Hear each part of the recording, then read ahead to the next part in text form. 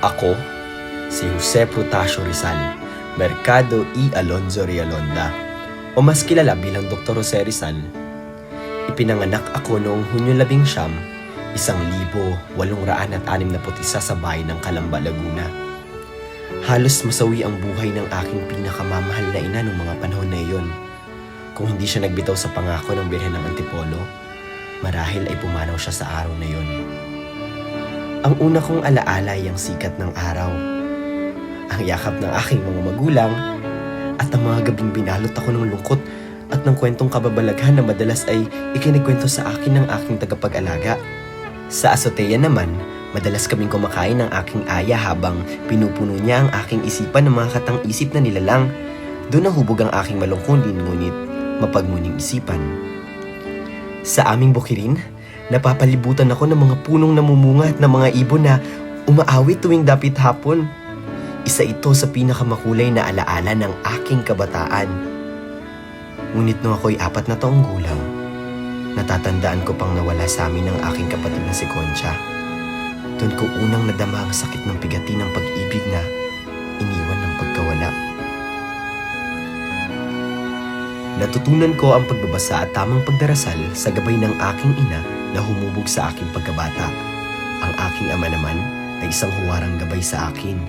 Siya ang nagpursige sa akin upang ipagpatuloy ko ang aking pag-aaral at pinakilala ako sa larangan ng Latin sa tulong ng isang matandang guro na minsan ay kanyang naging kamag-aral.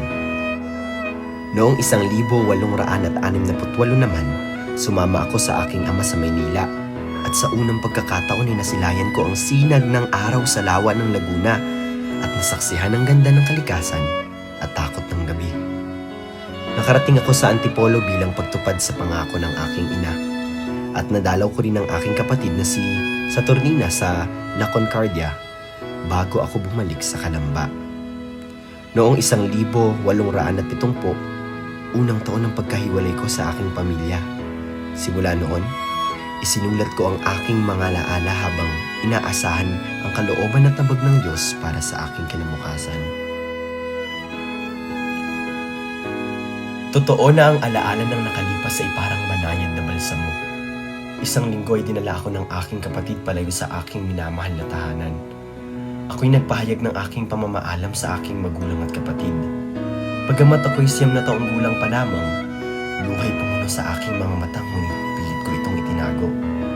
Edukasyon o kahihiyan, paano ka pinipilit ng buhay na itago ang damdamin at magpakita ng lakas? Dumating kami sa Binyan, bandang takip silim.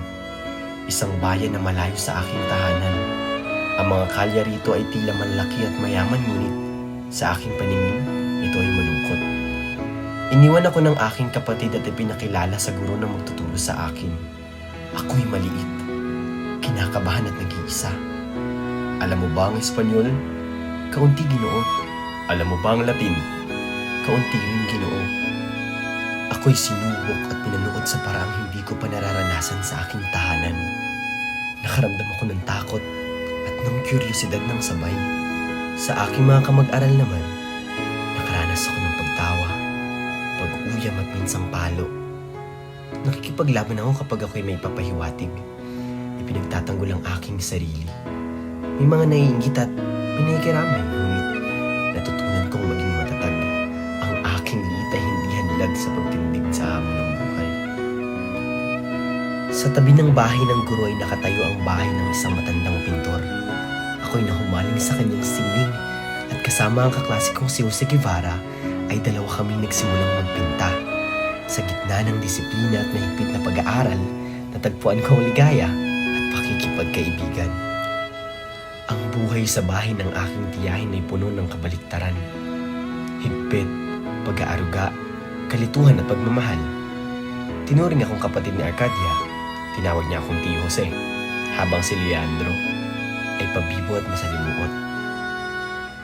Isang araw sa tabi ng ilog ay muntik akong malunod nang itulak ako ni Leandro. Natakot ako ngunit ako'y nakaligtas sa gabay ng aking tiyahin. Natutunan kong sa laro ay may aral at panganib ang buhay. Bawat araw ay isang ritmo ng pag-aral, misa, simpleng pagkain, pagguhit at laro. Sa ilalim ng buwan, Naglalakad ako sa kalye o sa hardin. Inaalala ang aking bayan. Iniisip ang aking mga magulang na may pananabik sa kanilang presensya. Ngunit nagpapasalamat ako sa buhay na unti-unting humuhubog sa akin. Paminsan-minsan, bumabalik ako sa Kalamba. Ang haba ng paglalakbay. Ang saya na muling makitang buo ang aking pamilya. Sa bawat pagkikita ay punong-puno ng ligaya at ng ginhawa. Habang ang pagbabalik sa binyan ay pagpapaalala sa akin ng kawalan, tungkulin at paglaki. Nang dumating ang oras na lisanin ko ang binyan, inihanda ko agad ang aking munting gamit. Kumuha ng maliit na bato bilang alaala na nagpapahayag ng pamamaalam ko sa aking mga kaibigan at guro dito. Kahit palang pagdurusa kapag madalas ay nagiging mahal sa puso. Habang inaabot ako ng steamer talim, nadama ko ang halo ng kalungkutan at pag-asa. Batid na ang paglalakbay ng buhay, bagaman masakit, ay maganda pa rin.